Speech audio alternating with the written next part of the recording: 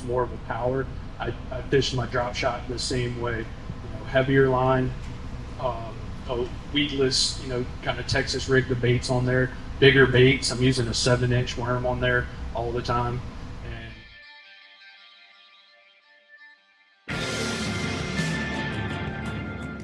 Hey guys, welcome back to the channel. We are up here at Cashion Rods headquarters. We are here for the Kayak Master Class event, and we're also doing a little tour and some footage of their facility. We have brand new blanks behind us that have to get the handles put on them, and a whole bunch of cool stuff yet.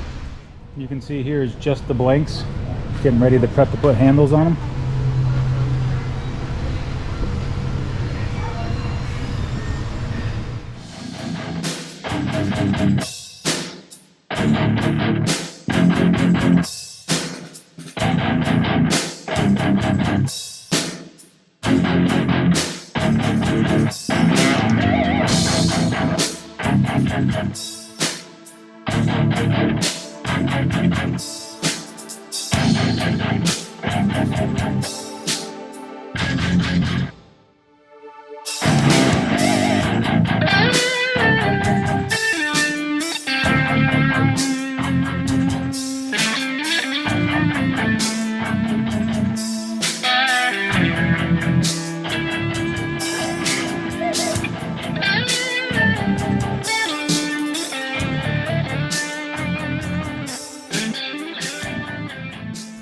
Hey guys. Hey Jody. What's up? Yes, sir. My name's Jody Queen. I've been a professional kayak fisher now for about 7 years. Hey guys, I'm Casey Reed. I've been kayak fishing for here, I guess, about 10 years now. Well, I'm Matt Ball. I'm from West Virginia and Ohio area. Fishing rivers. 2015, I started dabbling in the tournaments, and 2016 ended up winning the national championship for all of kayak fishing. So Corey Driver here. I know some of you guys, so good to see you guys. Thanks for coming out. So I started kayak fishing in 2006. I started competitive kayak fishing in 2012. Doing it online. 2013, I hit the national trail. What's the burning question that's burning in your brains? Anybody got any questions for us? What's your go-to bait? I mean, go-to baits are pretty much dependent on where you're fishing, of course. Seasonal changes dictate a lot of your go-to baits. I mean, everybody knows, or at least most people do, that this time of the year, I'm starting to, if I'm fishing for smallmouth and rivers, I like to upsize my baits, which is kind of different from what's going on in the bass lakes right now, is when everybody downsizes, they throw the smaller. If you're throwing chatterbaits, we change over to the micros or the mini maxes and stuff like that. But right now in the rivers is a real good time because these smallmouth they're feeding up for the winter time to come. So I'm throwing 7-inch jerk baits, plastic, like the jerk shads, the fluke style baits, only bigger. I'm throwing buzz baits. I'm throwing the 130 whopper poppers, and of course the jackhammer it's an anytime bait. You can fish it throughout the year. One thing I've been having a lot of success on too is I'm going to throw in like a wobble head jig with the bigger creature baits on it. This time of the year it works real well. So I mean that pretty much covers the whole column from top to bottom. So jigs, when the water cools off, the jig is actually an all year round bait also, but this time of the year it really shines when the water starts cooling down. Yeah, I think my go-to baits is probably to cover each part of the water column. I like to throw a plopper or a buzz bait for my top water part of the column.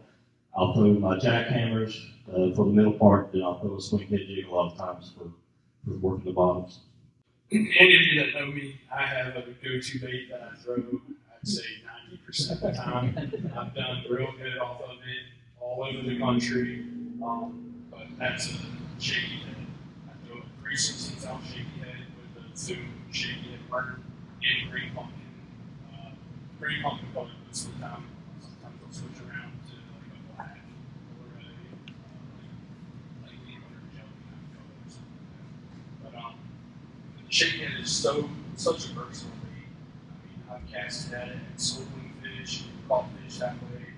I'm going to kind of tie into what he's saying because as far as confidence baits, I'm gonna have to say my whole career, confidence baits have been something on the spin rod for me. You know, I think that's what if the bite's tough, that's what I'm going to. And it's either going to be some form of a shaky head. My go-to is usually 1/8 ounce or 1/4 ounce or somewhere in that vicinity with a Z-Man bait, which that's really mostly the plastics that I'm using is in a kayak. The Z-Man baits are my confidence bait because I don't have to carry as many. You know, I can take a pack of them and know that as long as I don't break them off, I'm going to have bait. I don't have to carry 100 pounds of soft plastic. You know, it's hard to beat a Yamamoto Senko. I mean, those are the go-to. I mean, that is one of my other top tier baits, but you got to carry a lot of them. You know, they work. They flat out work. So a shaky head in a Z-Man or actually a wacky rig Senko is, I promise you, there's been more money won with that in the kayak world than probably anything, and probably in the vascular world if they admit it. But you know, one thing that, and I'm going to kind of stay in the spinning rod category, but one thing that I'm also very, very confident in, and I think is overlooked a lot of times, people look at the drop shot as something that you're going to throw on Lake Erie or, you know, anywhere that is just smallmouth. I have had some of my best days on Gunnersville with a drop shot in the grass. Don't be afraid to throw a drop shot anywhere. So for myself, I am through and through a power fisher. I love to throw a spinnerbait, chatterbait, crankbait, rattle trap. I mean, you kind of need it. My thing is I like to cover water.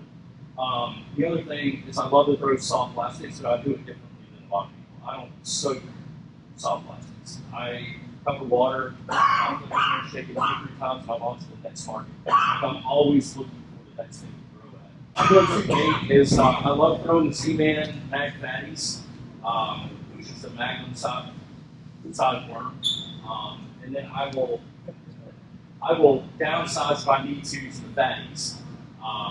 And I use a 4 or 5/0 hook, extra wide gap.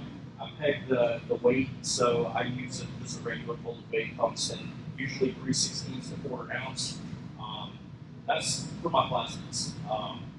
The other thing that I use a lot of is the chatterbait. As you guys know, Jody and I are kind of known for that. So I throw a jackhammer 3/8 almost exclusively. I will go to a 1/2 ounce if need be. And then different trailers, I use the diesel minnow. I'm a Z-Man guy. So I use the diesel minnow a lot, and I use the razor chads. So the razor chads, if I'm fishing around a lot of grass and stuff like that, I'll use that. Again, like I said with my shaky head, it's more of a power. I fish my drop shot the same way. You know, heavier line, weedless, you know, kind of Texas rig the baits on there. Bigger baits, I'm using a 7-inch worm on there all the time. And my 2 longest fish I've ever caught came on a drop shot. And probably, out of my top 10 fish, I'd probably say at least half of them came on a drop shot. One thing I'll say about the drop shot that when he was talking, I use the cylinder style drop shot weights, tungsten, all the time if I'm anywhere where there's grass. They're not the quick switch type. It's an actual loop. I want that drop shot to be tied on there. It doesn't take long to tie it on there, but you're not losing it, and you can pop it out of the grass, and you're not losing it all the time. I used to use the little quick drop shot weights. Once I started tying them on, mainly the reason I did it, a sponsor of mine came out with them, but they didn't have that, and I'm like, well, I'll try them. Changed it for me, and you got to really, the weight's very important on a drop shot. If you're not feeling that bottom, you don't know that, and especially when you're fishing it in the grass, you want that weight.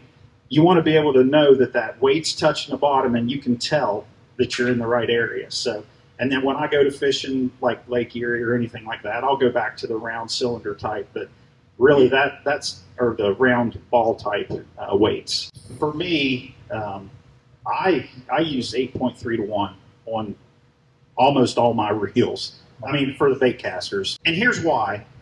In a kayak, a lot of times, especially with this motor that I'm out here using, if I'm power fishing, which I do a lot of that as well. For me, power fishing, chatterbait, that kind of stuff, that's what I'm going into, and I'm covering water. I'm trying to figure out if I'm going to a tournament, I only got so much time to figure that out. So I'm throwing a buzzbait, I'm throwing a chatterbait, I'm throwing a spinnerbait. I'm hitting water. I'm not throwing my drop shot in my until I figure out where they're at. That's when I switch over. Now during a tournament, I'm throwing more of the drop shots and that kind of stuff. But when you're moving forward, I like to fish, forward, and you got that 8.3, you can take up that line.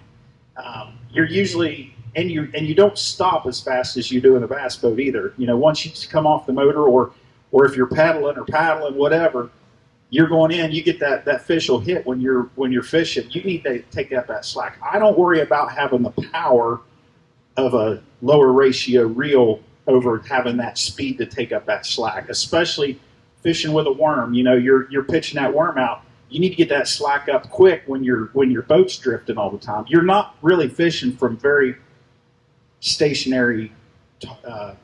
You're always moving. You're always moving. So having that, is that the best thing for someone fishing out of a bass boat? No, in my opinion. But for a kayak, it simplifies it for me. And I can reel an 8.3 very slowly with a crankbait. It's painful, but you can do it. But you can't reel it any faster if you've got too low. Yeah, there's an adage. I mean, it's easier to slow down than to speed up. Yeah. So another thing, I'll touch on what you just talked about there. When you're always constantly moving forward, like you said, in a kayak, and there was a misconception out there about kayak fishermen. They like shorter rods, and that's not the case. Like our chattergrass rod is a 7'4" rod, and I'm using frog rods and flipping sticks that are 7'6". I've got a swim bait rod, 7, 8, or. One thing that allows us to do is to also help with that movement forward, because when those fish hit, a lot of times, like on a chatterbait, they'll run right toward you. So that longer rod gives you a better sweep. It gives you you can take up more of that line before you start. So the longer rods are not necessarily a hindrance for people in kayaks. So yeah, what Jody's saying is you're sitting lower to the water, unless you're standing up, but again, you're still lower than you would be in a bass boat. So a longer rod is going to give you more leverage also to set. Jody said there's a big misconception with kayaking, which is to just have a shorter, 6.5, 6'6", 6'9", 6'10" rods. And where that kind of stemmed from is when kayak fishing first started, most people were fishing on rivers and places of that nature, where your rods were sticking up in a crate and hitting trees. But honestly, when you go from a 7 foot to a 7'2", you're talking 2 inches. Like, it's not going to make a huge difference with hitting trees. If you're in the trees, you're in the trees. But now we have all the options to lay your rods back, and so many different rod holders. It's not just your regular PVC tube that back in the day that we attached to a milk crate. Yeah, the joke in kayak fishing is you run the ramps, find the guy with the least rods, and then follow him. It's according to what kind of setting I'm fishing in, as far as the amount of rods. If I'm fishing the river, like New River or the Susky or something like that, I usually carry 4 rods. 5 sometimes. I'll lay one down in front of me, but I have a smaller black pack foot that I use for the rivers, and they have the tether tubes on the side so I can lean my rods back. And so they're always still in a tube, but they're pointed backwards and I get under the trees and stuff. But now if I'm on a lake, there's so many different variables on a lake. I carry 8 to 10 rods. And it's a totally different black pack. I can carry more stuff. The lakes require a lot more equipment usually, because you're running areas, you're fishing deep, you're fishing shallow, you're going to fish at the creek mouth, you're going to fish the back of a pocket. All requires different things for you to do. That's also where it's good to have rods that'll do multi-purpose things. I mean, in a kayak, you want a rod that's going to do everything good. It may not just be the ultimate for one thing sometimes, but for me, I've got 3 spinning rods in my kayak if I'm going fishing, and usually 4 bait casters minimum. Now, and like he says, if I've got them dialed in, and I know that I'm going to go out and I'm going to fish a chatterbait all day, I'm still going to have a spinning rod and probably 4 rods minimum. Like I say, I'm usually carrying 7 rods normally. And with the newer like you said, a lot of the kayaks have, horizontal storage, so so you can keep those rods down. I like to not have them behind me because I get in a zone when I'm in a kayak and I don't pay a lot of attention to what's behind me. And I've done a lot of bad things with a lot of gear doing that. Floating down a river, with class 2 backwards because I want to be presenting the bait a certain way and float into a tree and wipe everything I got out. I carry about 10 rods, whether I'm on them or not. I'm always going to have them, and kind of like they were saying, I always will keep the worm and jig rod and the multi-purpose rod.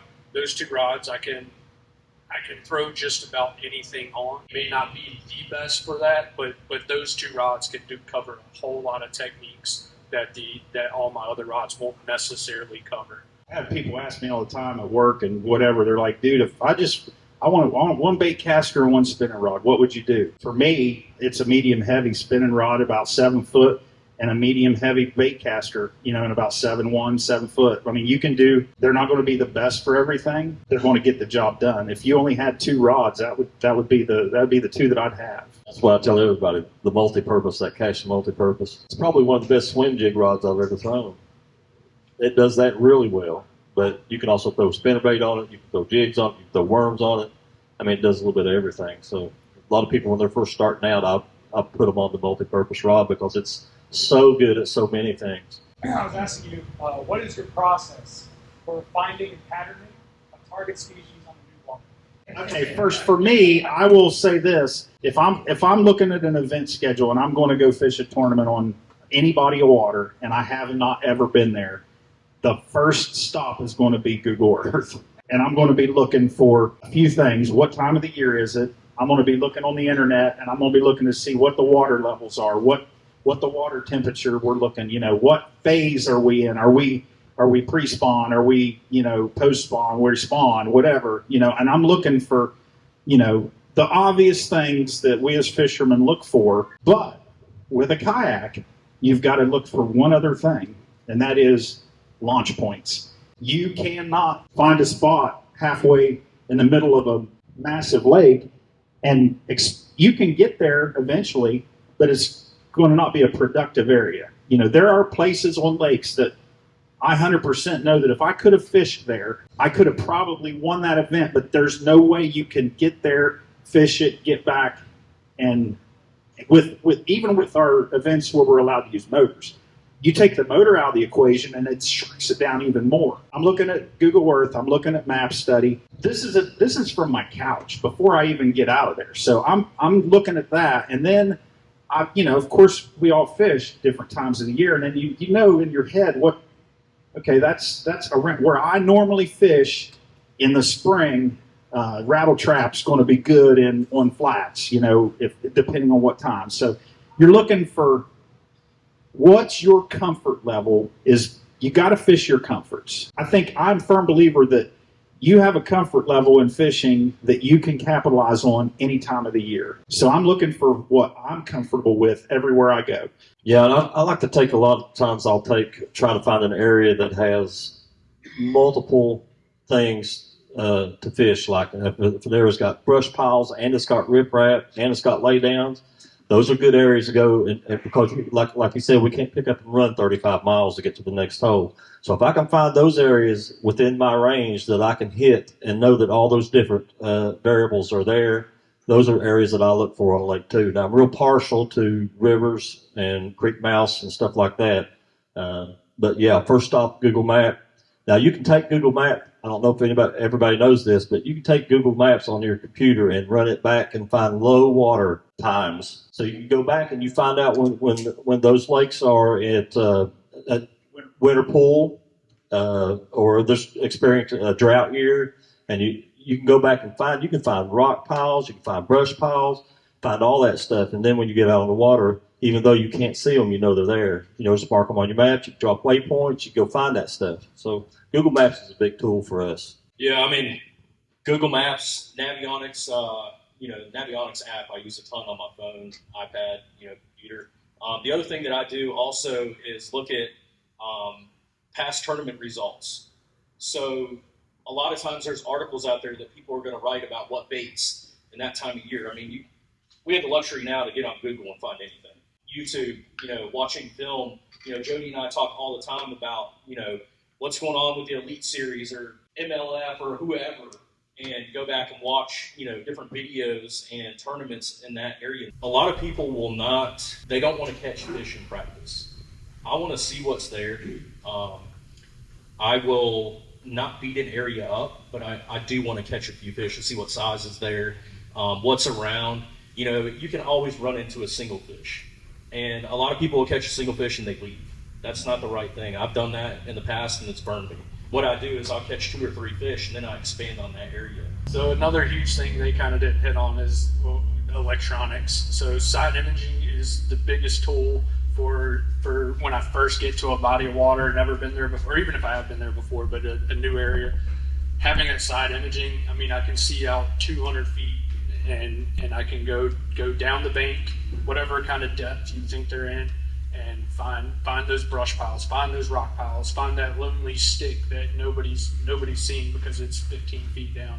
There's so many things out there once you get your side imaging dialed in that you can see and that you can fish, and that's been a tremendous help to me in my tournament fishing specifically. Could you repeat the question for us in the back, please? When you have a lake that's all the hydrilla has been basically killed, how do you start over if it's a lake that you've been fishing your whole life and you have your areas and then they come in and they spray it and then you just got mud bottom now?